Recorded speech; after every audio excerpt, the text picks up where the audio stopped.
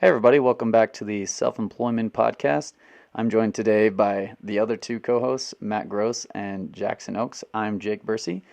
Today, we'd like to briefly go over what we talked about last episode.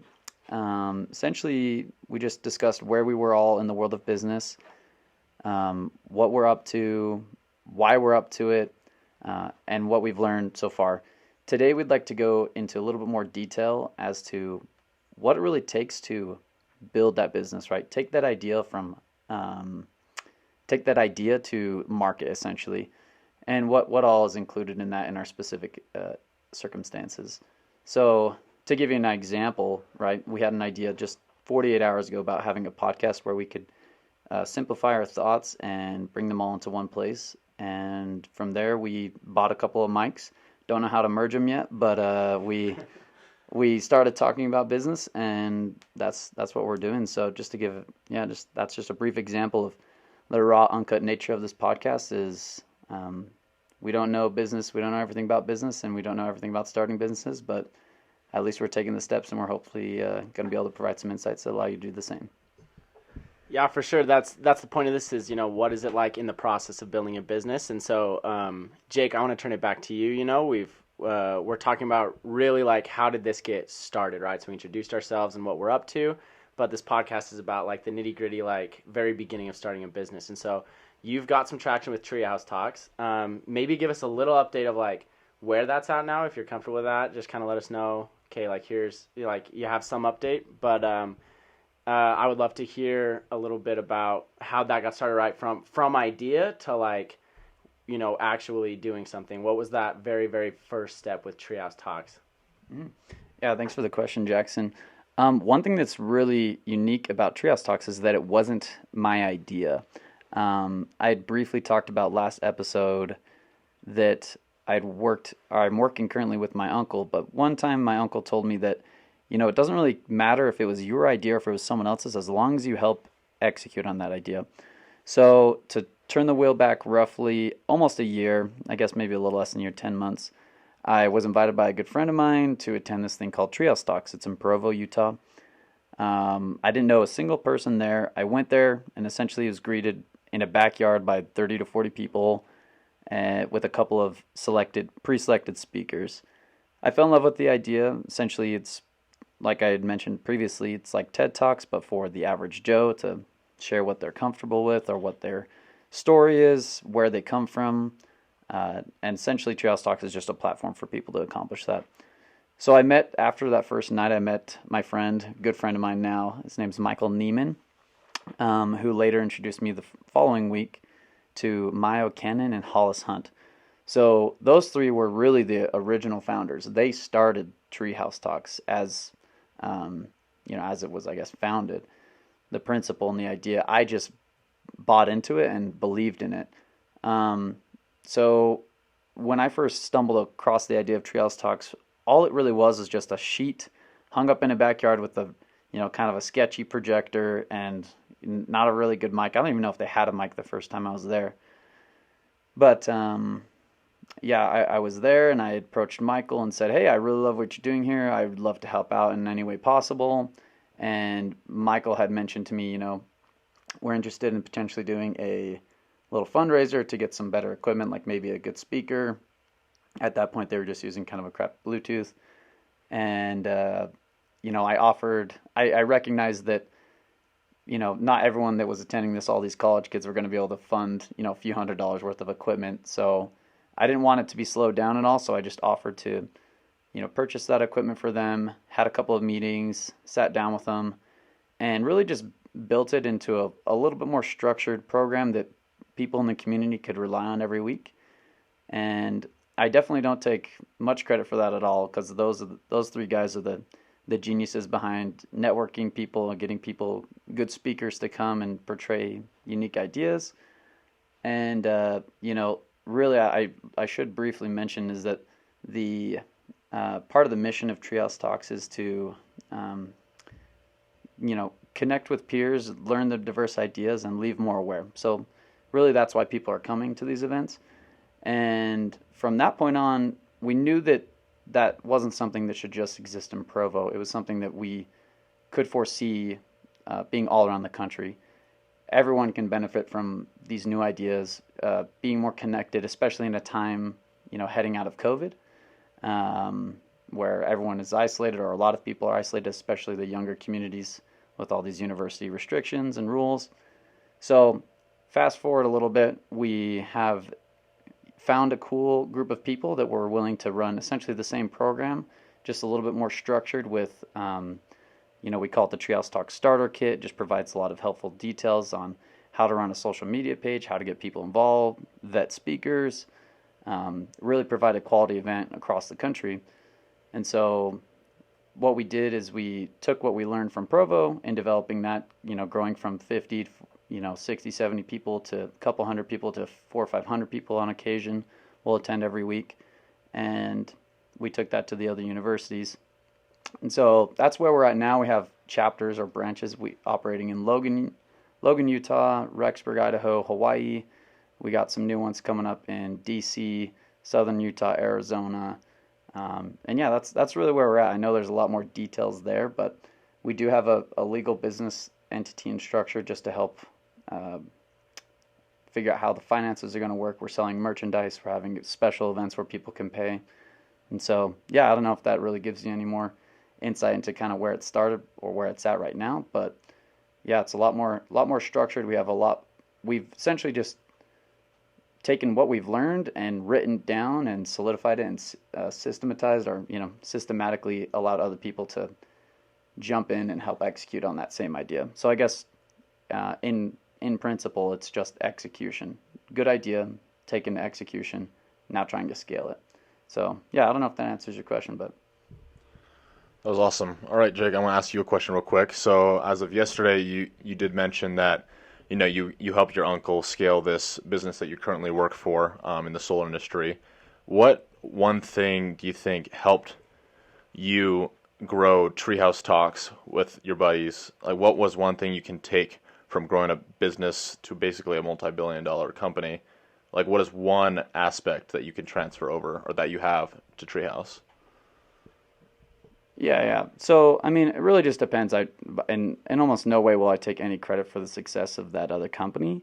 And valuations are always not skeptical, but you never know. But really, what I've learned to answer your question is systems and resources, right? So systems are just how things work, with the least degree of random dead space, people hurrying up and waiting for random stuff that doesn't really even matter, or isn't actually going to move the needle one way or another in executing the business's idea.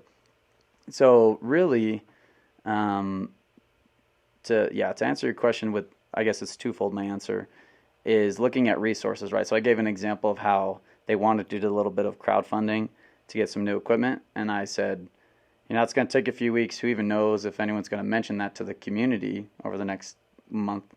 So I'm just going to pay for it. I'm just going to get rid of it. We're going to help increase the quality of this event. So I guess just to answer your question, resources, deploying resources when you know that those resources can immediately get rid of a wall, and developing a system, getting things written down so that anyone, with half a brain cell can figure out how to get things done or why things are being done at the time they're being done. Right. I got a follow-up question to that is, would you say that's the biggest reason Treehouse Talks has spread? Because now it's not just in Provo. Like, Provo's attendance went up, which is a huge deal. But you've got, several other locations. Would you say that, having those systems in place is the biggest thing that moved the needle there? Or what would you say was the biggest factor? Yeah, I don't think that necessarily the resources are the thing that moves the needle, at least in a business like us or like what we have. Just because it's not super profit-based, we're not trying to make a ton of money. We don't actually even charge anyone for attending events. But it really just kind of comes down to, if you can help consistently provide quality events, that's from the audience perspective, speaker's perspective. You have mics that work, you have good locations that are consistent, you have some sort of training program for people to help find and vet good speakers. That's ultimately going to help with what's called brand continuity. People know what to expect. They know that what they're going to is a quality event. If I leave Utah in a year's time and am living in, Lae, Hawaii, I can attend an event and have some sort of similar exposure to the same, not necessarily ideas, because that's not the point, but the same atmosphere. That's Right. really what we're trying to sell. We're trying to build this brand continuity based on atmosphere. And so, yeah, hopefully that kind of answers your questions. One thing that I wanted to ask Matt real quick here is, Matt, like, what have you learned? You have probably the most legitimate, quote unquote, business of anyone here right now, just by nature of it producing revenue and profit. I'd like for you to talk about, where did you get this idea? Maybe it's not an idea that you're most intrinsically motivated by. I know we've talked about you have way stronger interest in potentially motorcycles and all these different cool products you want to develop. But yeah, from idea to where you are now, kind of what were the major key steps and metrics there? Yeah, great question. So basically, like I said, I've never done this before up until a couple months ago. So everything is new to me, which has been, fantastic in, the growth of how I've been able to start and run a business. There's a lot of like small things that you have to kind of do. Consistency is something I mentioned yesterday. Consistency is honestly like probably the biggest part, right? And so when you want like profits to come in, you can't just like halt in production of like content. And I've started to realize that, and that's why here in our office, we've gotten a like a photo shoot booth area, and which is pretty sweet. We like to use it. We got some cool like lights and stuff. And so I'm trying to produce more content consistently on a consistent basis, as well as maybe getting people to come in here and model for my jewelry and getting ambassadors, which I have not done yet, but I know that that will help me out in the future. And so just like consistency is a small thing to keep going forward. So yeah. That's awesome. Yeah, I think consistency, I mean, from an outsider looking in, I've seen how the more consistently you're producing, good content, the more traffic you're getting to your Instagram, your website, and obviously that's going to, that's where it sort of becomes a numbers game, where if you can triple or quadruple the number of people through the same channels, it would only make sense that you get more revenue, more sales. What I want to know is, we know that consistency is key for you. Where, what were the first few things you needed to do for your business to where consistency became the issue, right? Because if you didn't have, for example, an Instagram page or an Etsy shop or Shopify or whatever it was, if you didn't have those things set up, it doesn't really matter to get content because you don't have it anywhere to put it, right? So what were the first few steps you took? So yeah, so actually when I first started on everything, I actually got on Etsy, right? At first I didn't believe in Etsy. I don't know why. I was just like, no, that's stupid. I don't know. I got onto it and I was like, nah, let's not try that. And then I obviously regretted that a couple weeks after when I actually did get into it. And so when I did get into Etsy, it was kind of towards the end of 2021, and so maybe in September, August, September, kind of into that realm. And so people started to buy like presents for everybody and all the gifts, right? And so I didn't have to produce content consistently because people were just going to buy my stuff because they needed it. Like right now in the beginning of this year, 2022, people aren't buying a ton of gifts for a lot of people, especially because there is no huge holiday that supports gift giving right now, right? And so that's why, like in the end of 21, I just didn't need to consistently produce content. I just didn't need to, and I just didn't see the benefit in doing it because I was getting so much positive, like output without doing anything, which is not a good idea. But I mean, it was awesome in the moment because like I made a lot of money and it worked out great. But then I kind of got into this cycle where I was like, well, now I have to start producing content. Now it's like a burden. I don't like, which it shouldn't be because that's part of, growing a business, right? And so it just in the beginning, it kind of slowed me down a little bit, or into the beginning of this year, just 'cause I was like, oh, well, now I've got to work 4 times as hard to get a sale because it just came easy because there was a need for it, right? And so, yeah. Yeah, sorry, I know Jackson wants to ask another question here to Matt, but real quick, it sounds like you had the bare bones structure, you had the website, you were able to run some generic ads, and you had kind of those, in business, there's like pushing and pull factors. And so um, the sale, or like the season, right? The gift giving season, you can call it. was a push factor, and it was fairly new, so a lot of your friends were willing to buy and kind of informally advertise for you. So it sounds like you just sort of had the bare bones structure, and now you're realizing, well, in order for that bare bones structure to mean anything, you have to do your part, right? Which is way less glamorous than you probably would have originally anticipated. Is that right? Yeah. Oh, it for sure is. Like, honestly, it's a nightmare. I don't know why, but it just, that's the kind of how it ends up being. Did you have a question, Jackson? Yeah. Well, one, I agree with that. It's just, You just look like you're. no, I have this like vision in my head of like running a business is going to be so fun and awesome, and like, yeah, like it's cool and there's a lot to do, but there's the reality of it, which is like you need to be producing content regularly, and you need to be advertising, you need to be pushing for sales, and you need to do every aspect. So there are going to be some aspects you don't want to do and some that you want to do, but you're the one doing all of them. So I think that's a super crucial point. Yeah. So just one thing I would like, to say on top of that, what he just said was basically like when I first started out, and obviously in the end of 21, I was like, you know what? Because since I was making a little money, I was like, why wouldn't I just give away the things that I need done to someone for money? Like I had a couple $100 to give away to a photographer to take my own pictures for me. That's easier, right? It's more efficient for me, and well, actually, it's not, because then I start losing all the money that I'm like gaining, and I'm getting good content out of it, but like I could just use my parents' camera or my iPhone 12. Like, come on, like that's great camera quality. Mm-hmm. And so like I was starting to not recognize the benefit of doing stuff myself, and I started to just, it just started not being like as efficient as I would like it to be, and I ended up just not doing anything for myself, and it really hit me in the face pretty hard when I realized that I just I just shouldn't be paying people if I can just do it myself, right? And so that was kind of just a little thing I'd like to throw in there. But yeah. Yeah, so we've heard from obviously myself and Matt. We'd like to kind of push that same question to you, Jackson. You had previously talked about, Lion, this clothing company you're developing. Yeah, we want to know what it's looked like, where the idea came from. You talked about how you've always been passionate about having an outdoor company. Yeah, talk us through how that's been developed. Yeah. What are the key things that you're doing? Who's been a resource to you? What have they provided, etc.? Yeah, for sure. I've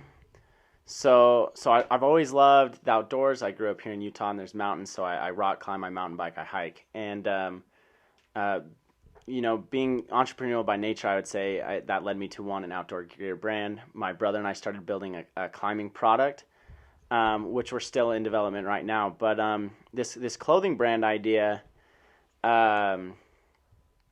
I think there's a few factors. I've always liked the idea of starting a clothing brand, but I always felt the market was too saturated. I didn't know what I would do that would, for me, trying to start a product, it's what value does it bring? And so thinking about starting a clothing brand, I was like, well, what value does this brand bring to, why would someone buy my clothes over Patagonia or Cotopaxi clothes or whatever products were available? Mm-hmm. And so I then, actually it was Matt. Matt was telling me about something that a friend of his was doing in Linden. And I don't want to get in too much to the specifics until the brand's a little bit more off the ground, as we're still kind of launching this idea. But essentially, it opened up a new market for clothing, right? At least in my eyes, that's the opportunity I saw. And so I started to really dive in and do some research there. And what I saw was an opportunity for a very unique clothing brand. And in this oversaturated market, I saw this area open up where, almost no clothing company's doing this. And so that's one reason I don't want to talk about it exactly yet until we really have something, just because I see this open market that I don't just want to throw out there. Cool.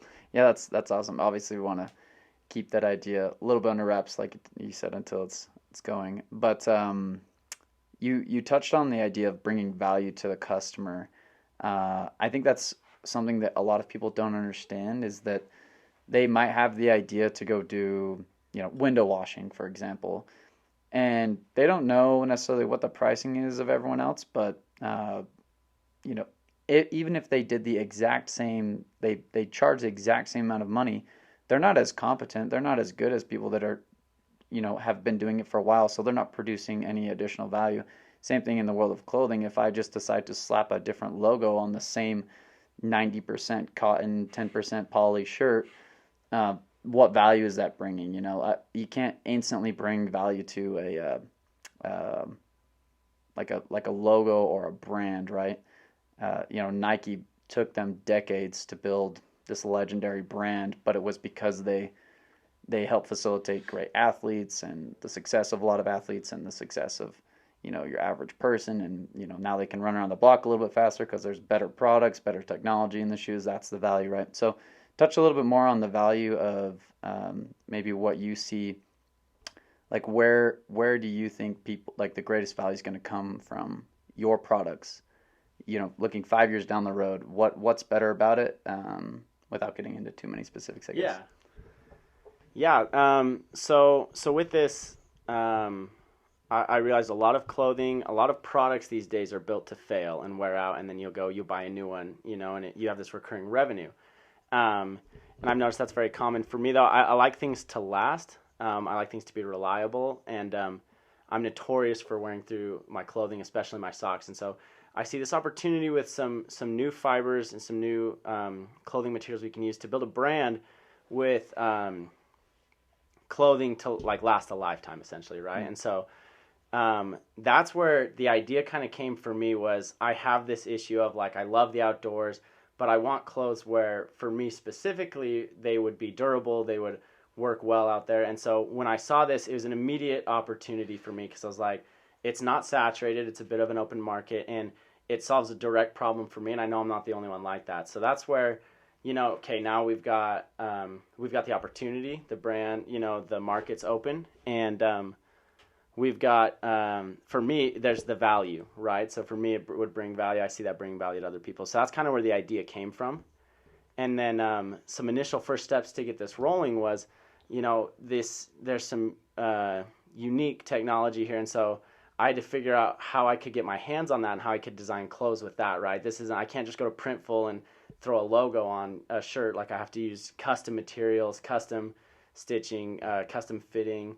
And so I ended up looking around for some different companies that could do something like that, and I kind of stumbled upon this one called Zega Apparel, and they looked pretty good. And then as I was reading, I saw some negative reviews, and I got really kind of concerned about that. And so what I did was I found a positive review from this company called Dude Robe, and I didn't really know what it was, but they'd made some kind of custom robe, and I was like, hey, well, I'm trying to do custom clothing. So I ended up just sending them a message on Facebook Messenger, and they actually responded to me, and I asked them a little bit if they went with Zega Apparel and how that went for them, and they said it went fantastic. And so I was able to feel confident that they would do what I needed them to do. I talked to their representatives over the phone, and it sounded like they could really do that. And then from there, I needed some money, and I was like dead broke. And so I couldn't just I needed about $1,500 just to get this started with this company. And that was something I didn't really have up front, but I really kind of believed in the idea. And I had a buddy who I thought would be a really good partner, and I knew he had some cash. And so I kind of pitched him on this idea, and I told him about it, and he was really interested. So he ended up, for a little bit of equity, investing in this idea. And with that initial $1,500, we got started on this brand. So we're designing the clothes right now. We're getting the digital versions, and we're getting ready to actually order samples right now. And so kind of from the conception of the idea, like where I got the idea, to first steps and where we're at now, that's kind of how that's kind of that whole process. That's awesome. Just to give the listeners a little bit of context, what are you wearing out so fast, and how are you doing it? Dude, my socks, man. No, I think I wear my shoes too loose, honestly, and so I get holes on the bottoms of my socks, like all of the time. And my family kind of laughs at me for it. Literally every birthday, every Christmas, I get like 30 new socks, and I wear through them all. Yeah, that's hilarious. And I love where you said, when I asked about the value question, it's value to you, right? So if someone could solve this problem, that you foresee in this really saturated market, you would be a customer of that company, because, right. You certainly aren't the only person that wears your shoes loose or wears out socks or is constantly ripping their pants on a mountain biking, or not mountain biking, but climbing, Right, I scrape my knees a lot. Yeah, scraping your knees, right? So I think it's really cool that you recognized kind of the fault in an industry. And it's not that you're going to do something super inherently different. You're just going to do it better. You're going to provide more value. You said something about a warranty a little while ago, and I mean, heck, the thing that frustrates me so much is when I buy this one pair of jeans that I love and really comfortable, and 2 years later, I have a bunch of holes in them. I can't really wear them anymore, and I go back and I can't even find the same style at the same company. And it's like, okay, great. Like, I guess I get to go into that weird changing room and try to find something that's more comfortable, and then I get home and realize it's not as comfortable as I thought because my mom was there hyping me up and said I look good in them, and now I don't think I look good in them. And, you know what I mean? Yeah. So anyway, it's just like that conscientious consumerism that you have, and you're really trying to make a difference with a better product. So I think that's really cool. Yeah, I think today was interesting, and we got to learn a little bit more about the three of us, where we sort of started with the ideas, kind of what we've taken into these new business ventures. One thing that I wanted to mention was that we are going to continue to obviously do this podcast, and I alluded to this a little bit earlier, is this podcast is almost a perfect example, manifestation of, we had an idea, we saw the value that it could potentially bring to other people. Like I said, we're still trying to find out exactly what the value is to us, other than after the last podcast was filmed, we all talked about how just by nature of us talking and hashing ideas out and really trying to be articulate, as inarticulate as we are, we're trying to really solidify our own ideas. But anyway, I think it's really cool. You'll see the development of this podcast mirror the skills and the motivation and the, I guess, aptitude that we have in building businesses. So hopefully in a few months you'll see some really high quality stuff. We won't just have one microphone. We have a couple microphones, but we don't know how to merge them all together yet because we're brand new to this space. I don't think any of us have ever really recorded anything other than a Zoom call. So yeah, we're going to keep going, and you should expect the next episode to come out Monday. I don't even know what the date would be on that, but yeah, you'll expect it on Monday. We don't know what we're going to talk about there yet, but the most likely of I guess options is probably a few more details on what steps we've taken and what steps we want to take to really define the success that we think our company could have, or our individual companies can have. But anyway, we thank you for listening, and we appreciate it, and hopefully you have a good weekend.